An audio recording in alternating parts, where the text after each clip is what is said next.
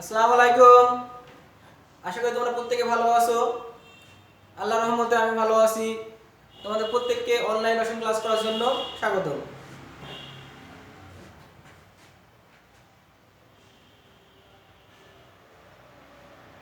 উচ্চ মাধ্যমিক রসায়ন দ্বিতীয় পত্র জৈব যৌগের উপর তোমাদের আজকে পঞ্চম সৃজনশীল প্রশ্ন নিয়ে আলোচনা করব এবং এই প্রশ্নটি মূলত হচ্ছে তোমাদের পাঠ্য বই 221 থেকে 250 পেজের মধ্যে তোমরা পেয়ে যাবে। এই আলোকে চলো একটু দেখে নিই আজকের সৃজনশীল প্রশ্নটি। দেখো তোমরা একটি উদ্দীপক দেখতে পাচ্ছ। এখানে মিডিল পর্যায়ে দেখো দেওয়া আছে বর্ডার দিয়ে অ্যালকাইল আয়োডাইড। এখানে তোমরা দেখতে পাচ্ছ কি, এখানে তোমরা অবশ্যই দেখতে পাচ্ছ কি একটা প্রত্যেকে অ্যালকাইল আয়োডাইড দেখতে পাচ্ছ। এখান থেকে অ্যালকোহলের পটাশিয়াম হাইড্রোক্সাইড পানির উপস্থিতি বিক্রিয়া করলে সি নামক একটি যৌগ উৎপন্ন করবে এবং পরবর্তীতে সি কে যদি তোমরা বিদ্যুৎ জারণ করো ডি বলে একটি যৌগ পেয়ে যাবে। এবং এখানে দেখো ওটা ছিল aqua, potassium hydroxide aqua, but এই পাশে দেখো পটাশিয়াম হাইড্রোক্সাইড অ্যালকোহলেও আছে এবং একে যদি অ্যালকোহলে পটাশিয়াম হাইড্রোক্সাইডের সাথে বিক্রিয়া করাও তাহলে উৎপন্ন করবে এ বলে একটি যৌগ। এবং অ্যাসিডের উপস্থিতিতে যদি এই যৌগকে তোমরা আদ্র বিশ্লেষিত করো বি নামক একটি যৌগ পেয়ে যাবে। তাহলে এই হচ্ছে আমাদের আজকের উদ্দীপক। এই উদ্দীপক অনুসারে দেখো বি যৌগের শনাক্তকরণ পরীক্ষা বিক্রিয়া সহ বর্ণনা করো। বি যৌগ আমরা কোনটি, এই যে বলছে বি যৌগ, বি যৌগের শনাক্তকরণ পরীক্ষা আমরা বের করব। আর কি করে আছে বি যৌগের শনাক্তকরণ পরীক্ষা হবে সেটা তোমরা প্রত্যেকে লক্ষ্য করে দেখো। এখন আমরা ফার্স্ট স্টেপে কি কাজ করব, এখানে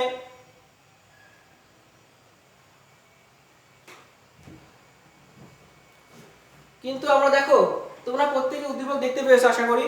এবং উদ্দীপকের আমরা তাহলে ফার্স্ট উদ্দীপক কোনটি এটি এবং দ্বিতীয় উদ্দীপক কোনটি পাচ্ছ তোমরা দেখো। দ্বিতীয় উদ্দীপক তোমরা পেয়ে গেছো কোনটি, যে একটা বেনজিন রিং দেওয়া আছে, উপরে কি দেওয়া আছে N2Cl benzene diazonium chloride. Benzene diazonium chloride কে যদি পানির সাহায্যে তুমি স্ফুটন করাও বা ফোটাও তাহলে এখানে বি নামক একটা যৌগ পাবে এবং সাথে নাইট্রোজেন গ্যাস প্লাস HCl। তাহলে এখান থেকে আমরা দুটি কি উদ্দীপক পেয়েছি এবং এই দুটি উদ্দীপকের আলোকে আজকে সৃজনশীল প্রশ্ন আমরা আলোচনা করব। এখন দেখো এখানে গ নম্বর প্রশ্ন বলা আছে বি যৌগ, মূলত আমাদের উদ্দীপক দ্বিতীয় যে উদ্দীপক আছে এই উদ্দীপকের বি যৌগের শনাক্তকরণ পরীক্ষা তোমরা বর্ণনা করবে। এখন এখানে মূলত বি যৌগটা কি তোমাদের আগে লক্ষ্য করতে হবে। দেখো আমরা বি যৌগ কি আমরা একটু চলো বোর্ডে যাই দেখে নিই।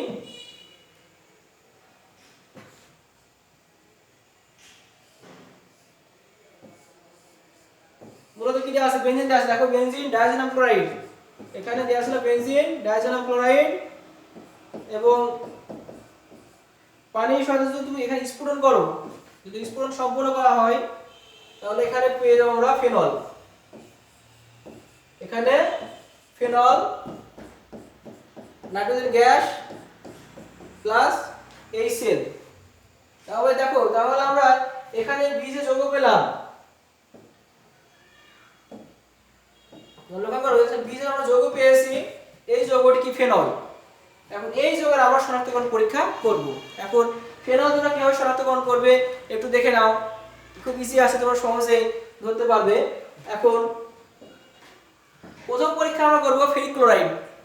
ফেরিক ক্লোরাইডের সাহায্যে আমরা ফেনল শনাক্তকরণ করব। ফেরিক ক্লোরাইড দ্রবণ, মানে ফেরিক ক্লোরাইড দ্রবণের সাথে তোমরা কিভাবে শনাক্তকরণ পরীক্ষা করবে একটু লক্ষ্য করো।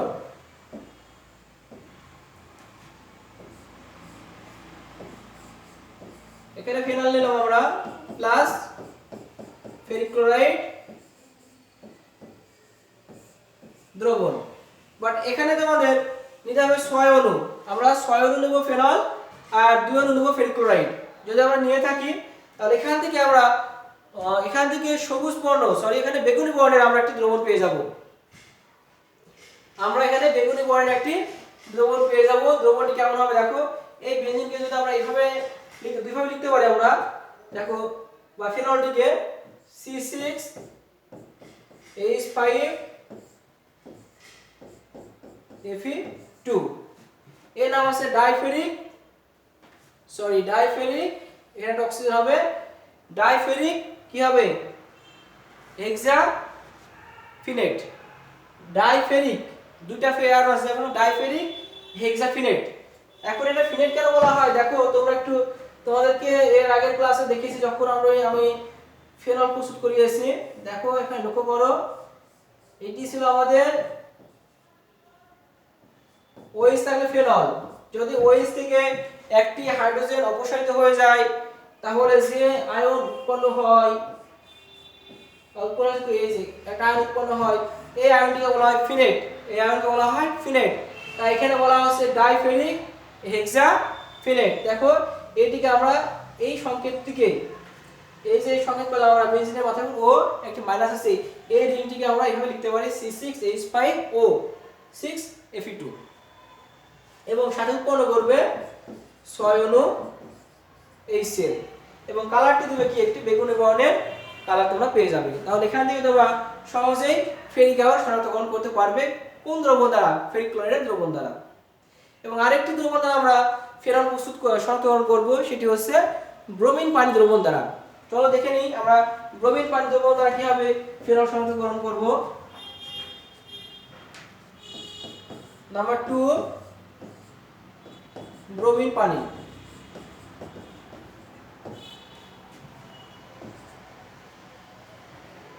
তাহলে এখানে আমরা কি নেব দেখো, যেহেতু আমরা ফেনল শনাক্তকরণ করতেছি তাহলে কি নেব, ফেনল এবং সাথে কি ব্রোমিন দ্রবণ, আমরা Br2 নিলাম, ব্রোমিন দ্রবণ নিলাম। এখন নেওয়ার পর দেখো এখানে কি উৎপন্ন করবে, যদি তোমরা এই ফেনলের মাঝে ব্রোমিন দ্রবণ যোগ করো তাহলে এখানে হালকা হলুদ বর্ণের একটি দ্রবণ উৎপন্ন হবে বা সাদা বর্ণের একটি দ্রবণ উৎপন্ন হয়। যদি এই দ্রবণটি উৎপন্ন হয় তোমরা সহজেই বুঝতে পারবে যৌগটি ফেনল। আর যদি না উৎপন্ন হয় তাহলে অন্য কোনো দ্রবণ হবে। যেহেতু আমরা কি পরীক্ষা করছি, ফেনল শনাক্তকরণ করতেছি, তাই ফেনল শনাক্তকরণের জন্য আমরা ব্রোমিন দ্রবণ পরীক্ষা করব। অবশ্যই আমাদের সাদা বর্ণ বা হালকা হলুদ বর্ণ আসবে, আর যদি না আসে মনে করো তোমার পরীক্ষায় ত্রুটি আছে। তাহলে চলো দেখে নিই আমরা এখানে কি যৌগ উৎপন্ন করে। সরি এখানে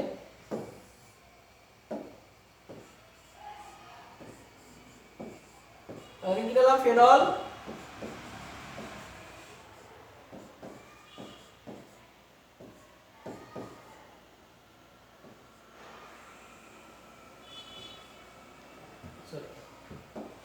দেখো 2-4 পজিশনে আমি কি দিলাম, ব্রোমিন দিলাম এবং 3 পজিশনে এখানে একটু লক্ষ্য করে দেখো যে OH মূলক আছে। OH মূলক কি, ইলেকট্রন দাতা গ্রুপ।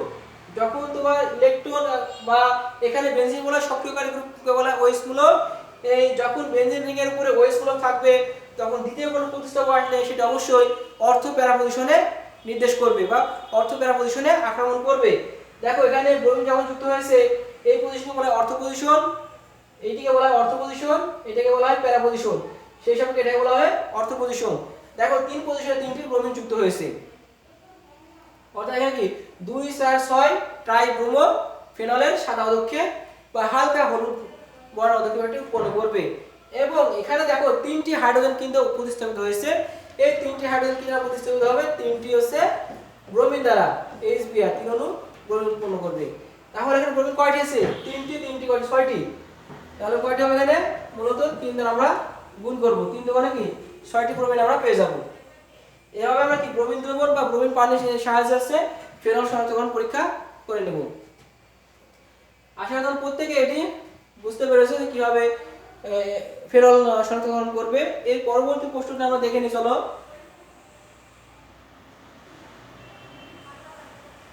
এর পরবর্তী উদ্দীপকের ডি বলতে এখানে প্রথম উদ্দীপক যে আছে, উদ্দীপকের ডি যৌগটি অ্যান্ডল ঘনীভবন বিক্রিয়া না ক্যানিজেরো বিক্রিয়া দিবে সেটা বিশ্লেষণ করো।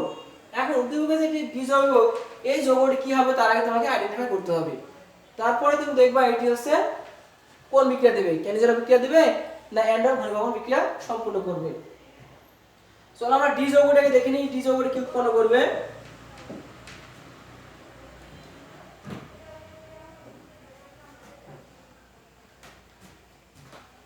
এক্ষেত্রে লক্ষ্য করো, তাহলে এখানে কি ছিল আমাদের অ্যালকাইন,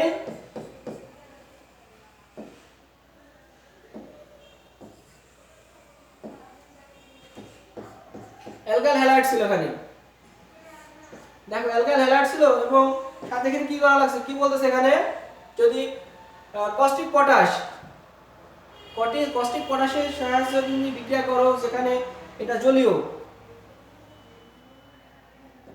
KOH কস্টিক পটাশ অ্যাকোয়া জলীয়, সেখানে পানির উপস্থিতিতে বিক্রিয়া সম্পূর্ণ তোমরা করে থাকো, তাহলে এখান থেকে তোমরা পেয়ে যাবে অ্যালকোহল, এখান থেকে অ্যালকোহল পেয়ে যাবে। এখন এখান থেকে আমরা দেখো এখানে বলা আছে আরটা বলা আছে RH, এখানে মূলত যে অ্যালকাইল হ্যালাইড আছে, এই অ্যালকাইল হ্যালাইড বা অ্যালকাইল যে আয়োডাইড আছে এখানে, এই আয়োডাইডটা এটি মূলত 2 কার্বন বিশিষ্ট হবে, আমরা 2 কার্বন বিশিষ্ট ধরে নিয়ে কাজ করতে পারি। দেখো এখানে, তবে এখানে আমরা এটা না নিয়ে আমরা সরাসরি একটি যৌগ নিব,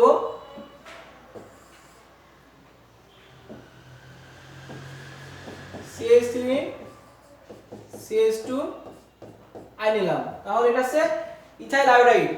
ইথাইল আয়োডাইড থেকে উৎপন্ন করবে কি, এখানে আয়োডিনকে প্রতিস্থাপিত করবে, করে উৎপন্ন করবে ইথানল, ইথানল নামে একটা যৌগ উৎপন্ন করবে। এই ইথানলকে যদি তোমরা হচ্ছে মৃদু জারণ বিক্রিয়া করো, জারণ বিক্রিয়া সম্পূর্ণ করো, তাহলে এখানে দেখো আমরা জারিত করছি না, বিজারিত করছি, দেখে নি প্রশ্নটি। দেখো মৃদু জারণ প্রক্রিয়া, যদি মৃদু জারণ প্রক্রিয়া সম্পূর্ণ করা হয়,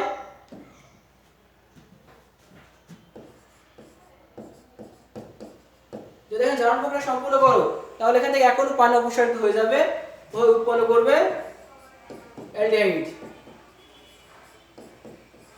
অ্যালডিহাইড প্লাস পানি, অ্যালডিহাইড প্লাস পানি উৎপন্ন করবে। দেখো এখানে তোমরা ক্লাস 9 এ পড়ে আসছো অবশ্যই, যখন অ্যালকাইল হ্যালাইড যে যৌগ আছে সেই যৌগকে ফার্স্টে যদি তোমরা কোনো পানির সাথে বিক্রিয়া করো সেক্ষেত্রে উৎপন্ন হবে অ্যালকোহল, অ্যালকোহলকে যদি জারিত করো সেক্ষেত্রে উৎপন্ন করবে অ্যালডিহাইড, এবং অ্যালডিহাইডকে জারিত করে উৎপন্ন করবে হচ্ছে তোমার কি অ্যাসিড, একে জারিত করে অ্যাসিড উৎপন্ন করবে। কিন্তু আমাদের এই যৌগটি ফিক্সড করে দিয়েছে কি, ডি যৌগ, আমরা ডি যৌগ পেয়েছি, এটি ছিল সি যৌগ, তাহলে সিডি।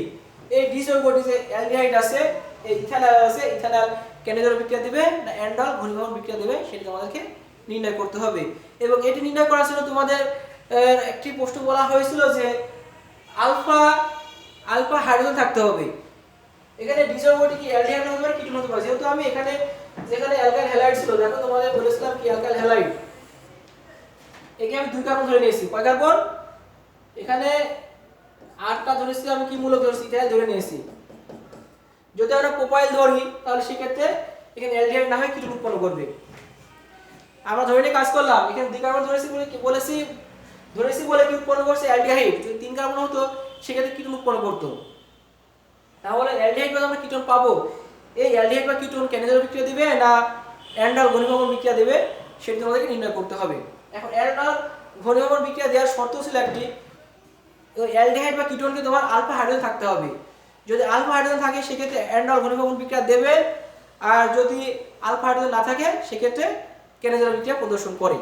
এখন তোমরা এখানে লক্ষ্য করো, তাহলে এখানে কি উৎপন্ন করবে, একটু লক্ষ্য করো যে আমরা ইথানল পেয়েছি এখানে CH3 CHO, দেখো ইথানল পেয়ে গেছি, তাহলে সেই সাপেক্ষে এটা করা 1, এটা করা 2, এটি 1 into 2, তাহলে একের সাপেক্ষে যদি 2টা কার্বন থাকে তাহলে এই কার্বনকে বলা হয় আলফা কার্বন, এটিকে বলা হয় আলফা কার্বন বা আলফা হাইড্রোজেন, আলফা কার্বন বা আলফা হাইড্রোজেন। দেখো তাহলে আমরা ইথানল পেয়েছি, এই ইথানলে আলফা কার্বন বা আলফা হাইড্রোজেন আছে, এখানে আলফা হাইড্রোজেন থাকার কারণে এই বিক্রিয়াটি অ্যান্ডল ঘনীভবন বিক্রিয়া দেবে, কিন্তু কেন্দ্র বিক্রিয়া দেবে না, কারণ সেখানে আলফা হাইড্রোজেন বিহীন যদি অ্যালডিহাইড বা কিটোন হয় সেক্ষেত্রে কেন্দ্র বিক্রিয়া প্রদর্শন করে। এখন এই বিক্রিয়াটা কিভাবে প্রদর্শন করবে আমরা চলো একটু দেখে নেই।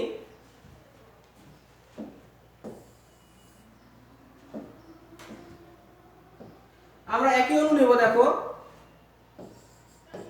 CH3 CHO প্লাস একই অণু আমরা অ্যালডিহাইড নিলাম CH2 CHO, দেখো তাহলে আমরা দুই অণু ইথানল নিয়েছি, ইথানল নেওয়ার পরে এখান থেকে দেখো এখানে বিটা পজিশনে বা 2 নম্বর পজিশনে কি যুক্ত হবে, এটিকে আমরা দেখো বিক্রিয়ার সুবিধার্থে এটাকে এভাবে না লিখে আমরা লিখতে পারি, একটু এভাবে লিখতে পারি তাহলে তোমাদের জন্য বোঝা আর ক্লিয়ার হয়ে যাবে। ডবল বন্ড ও, এই অ্যালডিহাইডকে আমরা এভাবে লিখতে পারি। তাহলে এখান থেকে তোমার এই যে হাইড্রোজেন আছে, এই হাইড্রোজেন কোথায়, এই কার্বনে যুক্ত হয়ে যাবে, এই কার্বনে যুক্ত হবে। যদি যুক্ত হয় দেখো একটা উৎপাদ তৈরি করে, কি উৎপাদ করবে এখানে CH3, ওখানে কি CH, যখনই এই যুক্ত হবে অক্সিজেনের কি ডাবল বন্ড ভেঙে যাবে, ভেঙে কি উৎপন্ন করবে, OH উৎপন্ন করবে। এবং দেখো তার পরবর্তী অংশ কি আছে, CH2 CHO।